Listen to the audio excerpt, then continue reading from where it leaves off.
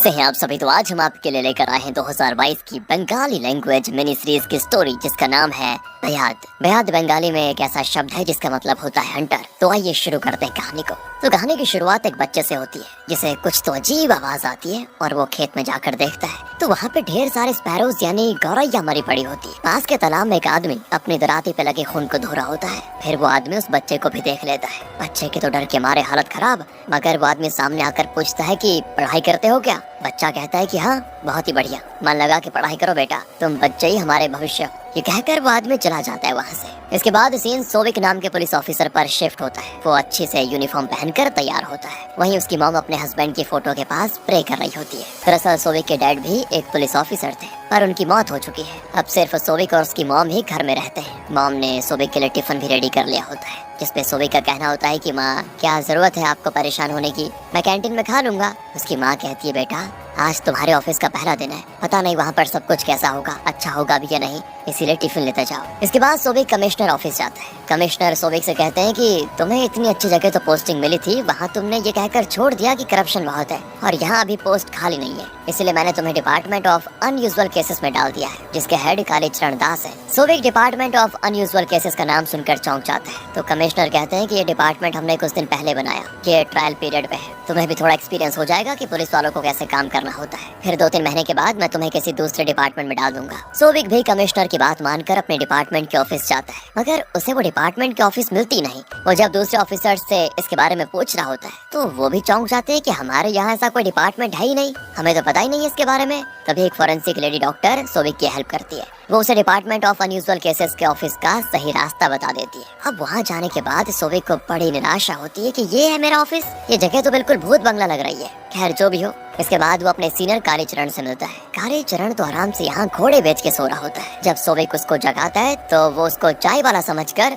उसे समोसे भी लाने के लिए कह देता है। और तब सोविक कहता है थोड़ा अकड़ के कि सर, मुझे कमिश्नर सर ने भेजा है, आपको रिपोर्ट करने को कहा है। क्या आप मुझे बता सकते हो कि इस डिपार्टमेंट में किस तरह के केसेस आते हैं और मुझे करना क्या है यहाँ पर? और तब कालीचरण सोविक की आंखों से पर्दा हटाता है कि ये डिपार्टमेंट किसी होनहार पुलिस ऑफिसर के लिए नहीं है। पुलिस जिन केसेस को छोटा समझती है, उस पर अपना सर खपाना नहीं चाहती, वही केसेस यहाँ पर आते हैं। पता है कैसे केसेस? जैसे मंदिर से चप्पल चोरी होना, किसी आदमी ने नशे में अपनी पड़ोसी के घर पे टॉयलेट कर दिया हो, वैसा कुछ, समझे? और इस डिपार्टमेंट में ज्यादातर उन्हीं लोगों को भेजा जाता है जिसे कमिश्नर पनिशमेंट देना चाहते हो।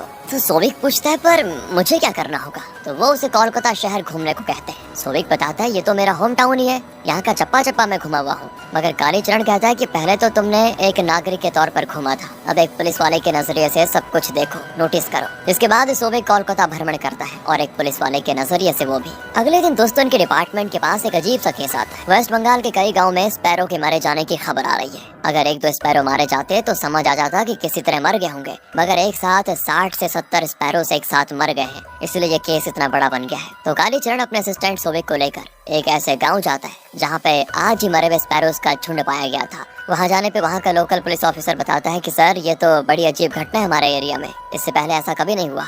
इन स्पैरोज की नेचुरल डेथ नहीं हुई है, बल्कि किसी ने उनका गला रेत कर उन्हें मार डाला है। अब गर्मी इतनी थी सर की बॉडीज को तो हम नहीं रख पाए, मगर एक साथ इतने सारे मरे हुए स्पैरोज देखने में बड़े भयानक लग रहे थे। यहाँ पास ही में एक आइसक्रीम बेचने वाला है, उसी से बर्फ लेकर हमने 2 बॉडीज को प्रिजर्व करके रखा हुआ है। कालीचरण अब उन बॉडीज को देखता है और अपने असिस्टेंट सोविक से कहता है कि इसे फॉरेंसिक डिपार्टमेंट को ऑटोप्सी के लिए भेजो। तभी पुलिस ऑफिसर बताता है कि गांव के एक बच्चे ने कुछ देखा है सर। और जब कालीचरण उस बच्चे से पूछताछ करता है तो बच्चा बताता है कि सर, मैं तो लेट से आया, मगर मैंने एक अधेड़ उम्र के आदमी को पीछे से देखा था। उसके हाथ में दराती थी, उस आदमी के बाल उड़े हुए थे और उसने पुराना सा कुर्ता पजामा पहन के रखा हुआ था। मैंने उसका चेहरा तो नहीं देखा, मगर पीछे से देखकर ये बता सकता हूँ कि वो आदमी पक्का हमारे गाँव का नहीं था, क्योंकि अगर होता तो मैं उसे पहचान लेता। अब कालीचरण को ये ब्लैक मैजिक का केस लगता है, इसीलिए वो पुलिस ऑफिसर से पूछता है कि इस गांव में कोई तंत्र मंत्र करता है क्या? तो ऑफिसर कहता है कि हाँ, करता तो है, बहुत करते हैं मतलब, मगर उनमें से कोई होता तो बच्चा उन्हें पक्का पहचान लेता। मतलब एक बात तो पक्का है कि हंटर जो भी था इस गांव का तो नहीं था। इसके बाद कालीचरण और सोविक दोनों वापस हावड़ा चले आते हैं। सोविक के घर पे उसकी बूढ़ी माँ उसको डिनर सर्व करती है। बताती बेटा, तुम्हारे फूफा की बेटी की शादी है, दुर्गापुर की लड़की है। फूफा ने कहा है कि शादी के एक हफ्ते पहले तुम्हें छुट्टी लेकर उनके घर जाना होगा। और पता है बेटा, सभी लोग मुझे कह रहे थे कि तुम कब दावत खिला रही हो अपने बेटे की, यानी तुम्हारी शादी के बारे में बात हो रही थी वहाँ पर। अब बताओ मैं उनसे क्या कहती। तो बेटा जल्दी से अपनी शादी के बारे में भी कुछ सोच लो। अब मैं कब तक जिंदगी भर तुम्हारी देखभाल करती रहूंगी, कोई लड़की ढूंढो अच्छे से अपने लिए। सोविक कहता है कि माँ मुझे अभी शादी नहीं करनी है। और उसकी माँ के होश उड़ जाते हैं कि कब शादी करेगा, जब बूढ़ा हो जाएगा। इसके बाद कॉल आती है काले चरण की, जिसकी वजह से सोविक को तुरंत फॉरेंसिक डिपार्टमेंट में जाना पड़ता है। वहाँ काले चरण उसकी मुलाकात मृणालिनी गोम से करवाता है। मृणालिनी कहती है नहीं, मैं स्पैरो का पोस्टमार्टम नहीं करूंगी, डिपार्टमेंट में सबको पता चलेगा तो मेरा मजाक उड़ जाएगा। मगर काले चरण उससे रिक्वेस्ट करता है कि ये हमारे लिए बहुत ही जरूरी है, प्लीज कर दो ना, मैं तुम्हें बिरयानी खिलाऊंगा, चलो कर दो। और वो क्या दोस्तों मान जाती है। फिर बताती है कि मैंने तो शाम में ही ऑटोप्सी करके रखी हुई थी। इसके बाद वो रिपोर्ट देते हुए कहती है कि आपका शक सही था, किसी शार्प ऑब्जेक्ट से ही गला काटा गया है और काटने वाला कोई प्रोफेशनल लग रहा है। और रिपोर्ट के अनुसार उसके हाथ बिल्कुल नहीं हिले जब वो काट रहा था। मगर एक चीज तो है, जिस तरह से स्पैरोस को मारा गया है उससे ये पता जरूर चलता है कि हंटर ने उनको दर्द देने के लिए तो नहीं मारा, वरना वो और भी बेरहमी से उनको मार सकता था। उसने तो इस तरह से मारा कि पंक्षी को ज्यादा दर्द ही ना हो। काले चरण कहता है कि अब मुझे एक बात बड़ी अजीब लग रही है, पंक्षी तो इतने सारे हैं मगर ये हंटर सिर्फ स्पैरोस को ही अपना निशाना क्यों बना रहा है। ये सारी बात बताने के बाद मृणालिनी कहती है कि अच्छा चलो मुझे बिरयानी खिलाओ। लेकिन काले चरण कहता है कि देखो मैं पक्का प्रॉमिस करता हूँ आगे तुम्हें जरूर खिलाऊंगा, लेकिन अभी मुझे बहुत ज्यादा काम है। गुस्से में फिर वो सोविक से कहती है कि तुम नए नए हो ना, जरा सावधान रहना, इस आदमी से बहुत ही चालाक है ये। अब अगले दिन काली चरण सोविक को लेकर तैनिमा सेन के पास जाता है। तैनिमा सेन एक ऑर्निथोलॉजिस्ट है, यानी पक्षी विज्ञानी। तो काली चरण उनको स्पैरो हंटिंग के बारे में सब बता देता है। वो कहती है कि सिर्फ स्पैरो के मरने के पीछे एक कारण ये हो सकता है कि स्पैरो जो होती है ना, वो बीज खाना बहुत ही पसंद करती है। वो धान की पूरी फसल ही बर्बाद करने की क्षमता रखती है। और बंगाल में तो धान की खेती होती ही है। मगर मैं एक और चीज बोलना चाहूंगी, खून खून होता है, चाहे वो किसी इंसान का हो या किसी पक्षी का, इसलिए सिर्फ पक्षी मारा गया ये बोलना सही नहीं होगा। शांत दिमाग से उनको मारा गया है, यानी एक कोल्ड ब्लडेड सीरियल किलिंग का मामला है ये। अब काली चरण जाता है भानु नाम के खबरी के पास और उसे कहता है कि ये मैं 5 गांव के नाम दे रहा हूँ, यहाँ पे स्पैरो किलिंग की गई है। मैं जानना चाहता हूँ कि इन 5 गांव में क्या चीज कॉमन है, जिसके लिए भानु 3 दिन का टाइम मांगता है। और अब इस 3 दिन तक इनके पास इंतजार करने के अलावा कोई रास्ता नहीं होता। दूसरी तरफ हम हंटर को देख पाते हैं, जो एक राशन की दुकान से चावल की खुड़ी खरीदता है। दुकानदार पूछता भी है कि तुम्हें चावल की खुड़ी क्यों चाहिए। तो हंटर कह देता है कि मेरे घर पे चिड़िया है ना, उसी को खिलाने के लिए। मगर अगले दिन वो उसको लेकर चला जाता है एक गाँव के जंगल में, जहाँ अचानक उसको एक बूढ़ा आदमी जंगल में हुक्का पीते हुए दिख जाता है। और वो काका उसको टोक भी देते हैं कि कौन हो तुम। तो हंटर फटाक से कहता है कि हरी हूँ मैं। काका पूछते हैं कौन हरी, 10 बरी का हरी या राजबरी का हरी। वो कह देता है कि 10 बरी का हरी। अरे हरी तुम कब आए हावड़ा से, काम कैसा चल रहा है तुम्हारा। दरअसल दोस्तों काका को बहुत ज्यादा धुंधला दिखाई देता है, इसलिए वो सही से देख नहीं पाते कि यह है कौन, मगर बातचीत खूब अच्छी कर रहे होते हैं। अब उन्हें हरी के हाथ में जाल जैसा कुछ दिखाई देता है, तो वो कहते हैं कि अरे मछली पकड़ने जा रहे हो क्या। हरी भी उनके हाँ में हाँ मिलाते हुए कहता है कि हाँ। तो वो भी कहते हैं कि ठीक है, जाओ जाओ अपना काम करो। लेकिन इसके बाद उन्हें कुछ अजीब सी आवाज आती है। दरअसल हरी उस चावल की मदद से स्पैरोस को जाल में फंसाता है और फिर उन्हें अपनी दराती से रेत कर मार डालता है। और उधर काका बहुत चिल्लाते हैं कि बूढ़े आदमी से झूठ बोला तूने। काका की आवाज को सुनकर एक और आदमी वहाँ पर आ जाता है। वो पूछता है क्या हुआ काका। तो काका उसको सारी बात बताते हैं कि एक आदमी खुद को 10 बरी का हरी बता रहा था और वो उधर गया, पर पता नहीं क्या गलत कर रहा है वहाँ पर। वो आदमी भी चिल्लाता है कि अरे कौन है उधर। तभी हरी वहाँ से भागना शुरू कर देता है। भागते भागते उसकी चप्पल भी खुल जाती है, तो वो चप्पल हाथ में लेकर भागता है। फिर यहाँ पुलिस को कॉल कर लिया जाता है, तो वहाँ पर काली चरण और सोविक आते हैं। काका उनको सारी बात बताते हैं कि मैं तो बूढ़ा आदमी हूँ बेटा, आंख और यादाश्त से कमजोर हूँ। तो मैंने जब उससे पूछा तो उसने अपना नाम हरी बताया। मैंने कहा कौन सा हरी, 10 बरी का या राजबरी। तो उसने कहा मैं 10 बरी का हरी हूँ, मगर 10 बरी की हरी की मौत तो 2 साल पहले ही हो चुकी है। उसने झूठ बोला मुझसे।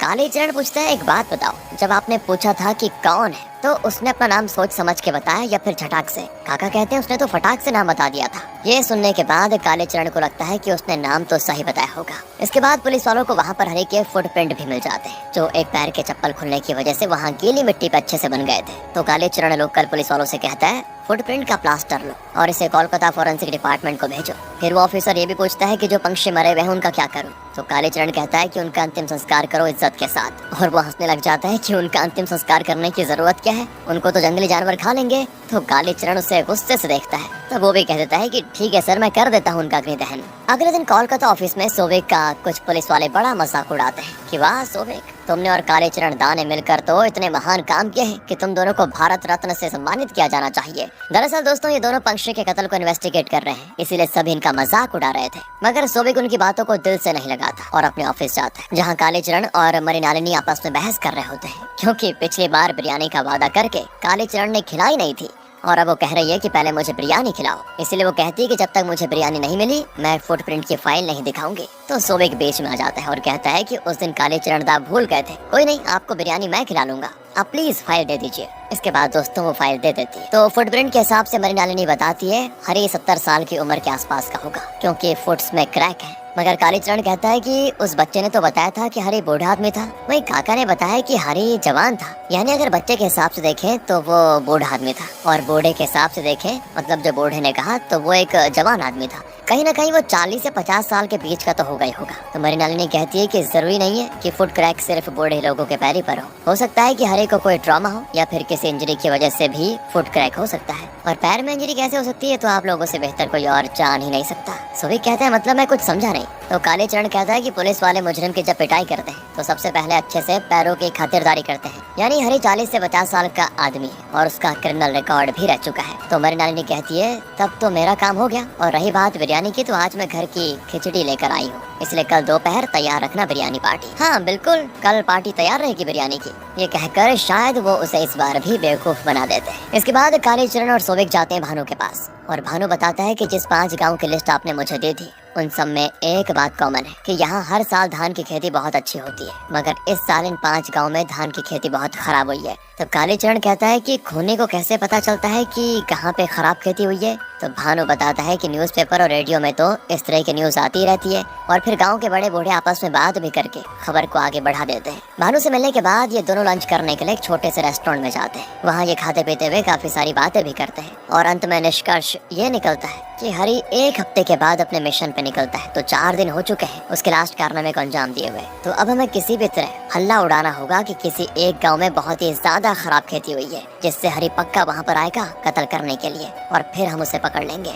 मगर कौन से गांव का नाम लिया जाए ये समझ नहीं आता। तभी वहाँ पर बिल आ जाता है, और बिल को देखकर कालीचरण कहता है कि अरे यार, मेरी वाइफ को शॉपिंग पे लेकर जाना था, मैं तो भूल ही गया। वो मेरा खून कर देगी, सच बता रहा हूँ। मैं अभी चलता हूँ यार, फोन पे डिस्कस कर लेंगे बाकी चीजें। ये कहकर कालीचरण तो कट लेता है, और फिर खाने का सारा बिल अकेले देना पड़ता है सोविक को। तब उसे मृणालिनी की बात याद आती है कि सच में यह आदमी बहुत ही चालाक है। अब अगले दिन पानी जोड़ा गाँव का नाम सोविक न्यूज़पेपर और रेडियो में छपवा देता है कि पांजीगोड़ा में बहुत ही ज्यादा खराब खेती हुई है, और ये खबर दोस्तों हरी तक भी पहुंच जाती है न्यूज़पेपर के माध्यम से। साथ ही हम हरी को कुछ बच्चों को पढ़ाते हुए भी देखते हैं, यानी वो एक टीचर है। तो अगले दिन वो निकल पड़ता है अपने मकसद को अंजाम देने। पुलिस वाले भी यहाँ बैठे होते हैं हरी के इंतजार में। तभी वो देखते हैं कि एक आदमी कुर्ता पैजामा पहनकर नंगे पाँव आता है। उसके हाथ में 2 पतली सी लाठी होती है, जिसे वो जोड़कर एक लाठी में कन्वर्ट कर लेता है। इसके बाद वो लाठी के टॉप पर दराती बांधता है और उस दराती के ऊपर ग्लू लगाता है। फिर वो एक पेड़ पे बैठी चिड़िया को उस ग्लू में चिपका लेता है। तब कालीचरण सोविक को ऑर्डर देता है कि पकड़ो उसे।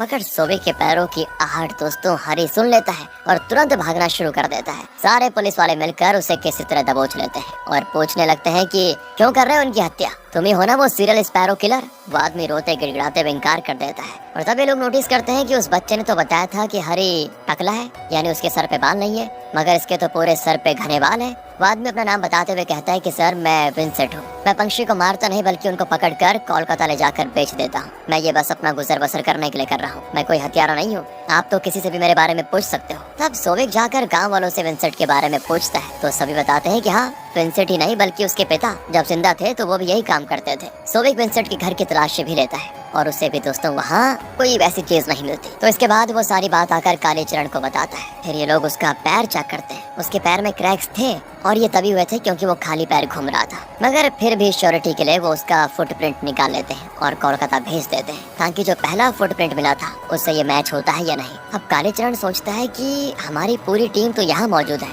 कहीं इतनी देर में असली कातिल आकर अपना काम न कर चुका हो। और उसका अंदाजा बिल्कुल सही होता है। एक गांव वाला आकर बताता है कि तालाब के पास बहुत सारी स्पैरो मरी गई हैं। तब जल्दी से लोग वहां पर पहुंचते हैं और सही में दोस्तों वहां पे ढेर सारे स्पैरोस मरे होते हैं। जिससे सबका मन बड़ा खराब हो जाता है कि यार क्यों कर रहा है ये कोई। रात में सोविक अपने घर पे इसी केस के बारे में सोच रहा होता है, तभी उसकी माँ नोटिस करती है तो वो परेशान दिखता है, इसलिए वो उसको टोकती है कि सो जा, क्यों इतनी टेंशन ले रखी है। तो सोविक अपनी माँ पे गुस्सा हो जाता है कि माँ ये क्या है, आदमी अपने घर पे चुपचाप बैठ भी नहीं सकता क्या, सोच भी नहीं सकता क्या कुछ। मैंने कितनी बार कहा है कि प्लीज जब मैं कोई चीज सोच रहा हूँ तो मुझे डिस्टर्ब मत करना। तब वो बताता है कि माँ मैं एक बड़े अजीब केस में फंसा हुआ हूँ, एक साइको आदमी है जो कि सिर्फ और सिर्फ स्पैरोज को ही मार रहा। सोविक की मॉम को कुछ याद आता है ये सुनकर और वो कहती है कुछ तो सुना सुना सा मालूम लग रहा है, एक काम करो मेरी लिटिल मैगजीन लेकर आ जाओ। सोविक लेकर आता है, तब वो एक आर्टिकल ढूंढ कर निकालती है जिसमें स्पैरो और खराब खेती के बारे में लिखा हुआ था। तो अगले दिन सोविक और काले चरण साथ में जाते हैं उस लिटिल मैगजीन के ऑफिस, जहाँ से उन्हें पता चलता है कि ये आर्टिकल उन्हें किसी मधुसूदन चक्रवर्ती नाम के आदमी ने दिया था,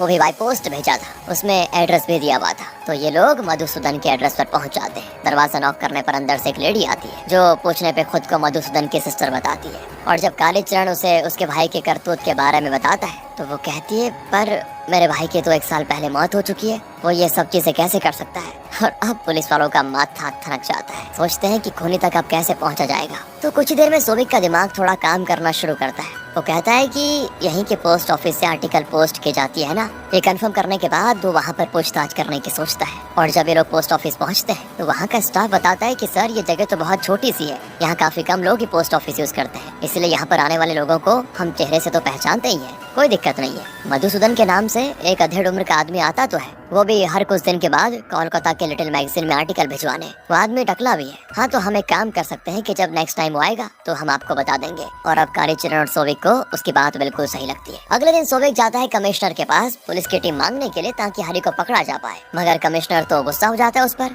कि तुम लोग तो एक चिड़िया मार के पीछे पड़े हुए हो और पिछली बार तो तुमने गलत आदमी को अरेस्ट भी कर लिया था। तुम मेरी बात ध्यान से सुनो सोविक, तुम्हें ना इन सब मामूली केसेस को छोड़कर दूसरे केस पे ध्यान देना चाहिए। चलो मैं तुम्हारा वहाँ से ट्रांसफर करवाता हूँ। मगर सोविक तो चिड़िया मार के पीछे ही जाना चाहता था। इस पे कमिश्नर कहते हैं कि यही सीखा तुमने क्या काले चरण के साथ रहकर, तुम्हें पता है वो हमारे सीनियर हुआ करते थे, मगर आज देखो वो कहाँ पर है और मैं कहाँ हूँ। दरअसल हुआ कुछ यूँ था दोस्तों कि उनका एमएलए से थोड़ा पंगा हो गया था, जिसके बाद उनको प्रमोशन नहीं मिली, पर अगर आज जाकर वो एमएलए से सॉरी बोल दें तो कल ही उनको प्रमोशन मिल जाएगी। अब कमिश्नर उसे कहता है कि खैर उनकी बात तो छोड़ो, तुम कल नारकोटिक्स डिपार्टमेंट ज्वाइन कर रहे हो, बस फाइनल। रात में काले चरण के साथ सोविक शराब पीने जाता है और उन्हें बताता है कि कमिश्नर ने तो टीम देने से मना कर दिया। तब काले चरण कहता है कि कोई नहीं, हम दोनों मिलकर उसे पकड़ लेंगे। सोविक बताता है कि बात दरअसल ये है, मैं कल नारकोटिक्स डिपार्टमेंट ज्वाइन कर रहा हूँ, मुझे कमिश्नर ने बोल दिया और मुझे आपके बारे में भी कुछ पता चला है। मेरी मानो तो आप सर झुकाकर करियर में अपनी ग्रोथ कर लो, अभी भी आपके रिटायरमेंट में बहुत साल बाकी बचे हुए हैं। वो काफी ऐसी वैसी बातें करता है तो काले चरण थोड़ा गुस्सा हो जाता है, तो वो गुस्से में आज का बिल खुद पे करने की सोचता है और सोविक को उसके उज्जवल भविष्य के लिए शुभकामनाएं भी देता है। अब सोविक जब घर आता है तो उसके मोहल्ले में कुछ लोग मिलकर एक कुत्ते को पीट कर मार डालते हैं। उनका कहना था कि ये कुत्ता पागल है,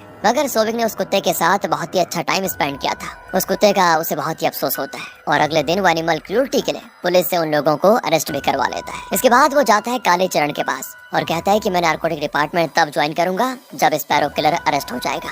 मगर काले चरण कल की बातों से हर्ट हुआ है, इसीलिए वो उसको जाने को कह देता है कि तुम जाओ, मैं खुद कर लूंगा। मगर तब मृणालिनी बात को संभालती है कि एक ही शर्त पे काले चरण तुम्हें वापस लेंगे, जब तुम केस सॉल्व हो जाने के बाद पूरे डिपार्टमेंट को बिरयानी पार्टी दोगे तभी। सोविक भी मान जाता है। तब इन्हें पोस्ट ऑफिस स्टाफ की कॉल आती है और वो बताता है कि सर अभी थोड़ी देर पहले वो आदमी यहाँ पर आया था, मैंने उसका पीछा किया तो देखा उसने लोकल रेलवे स्टेशन से लोकल ट्रेन पकड़ी है, उसने निमाई कोठी नाम के स्टेशन की टिकट ली थी। ये सुनते ही काले चरण और सोविक दोनों वहाँ के लिए निकल जाते हैं। वहाँ वो उसे इधर उधर ढूंढते भी हैं और उनको दोस्तों फाइनली हरी दिख जाता है। वो चावल को छीट कर पहले तो स्पैरोज को बुलाता है, फिर जब वो चावल खाने आती है तो वो उन पे जाल फेंक देता है और उसके बाद वो दराती से उसका गला काटने जा रहा होता है कि तभी काले चरण उसको टोक देता है, लेकिन तभी वो उन पे चावल फेंक कर उनकी आंखों से ओझल हो जाता है। फिर ये दोनों हरी को ढूंढते हैं, मगर हरी बड़ी ही चालाकी से पीछे से पत्थर मारकर काले चरण को जख्मी कर देता है और आवाज को सुनकर वहाँ पर भागता हुआ सोविक आ जाता है। तब वो देखता है कि काले चरण तो बेहोश पड़ा हुआ है, तो वो उनकी गन लेकर वापस से हरी को ढूंढने में लगा होता है, मगर हरी दराती से सोविक पे हमला करता है। सोविक के हाथ पे कट भी लग जाता है, फिर भी वो हरी से हाथापाई करता है और उसके हाथ से दराती फेंकवा देता है। और तब काले चरण गन दिखाकर हरी को कहता है कि खुद को पुलिस के हवाले कर दो।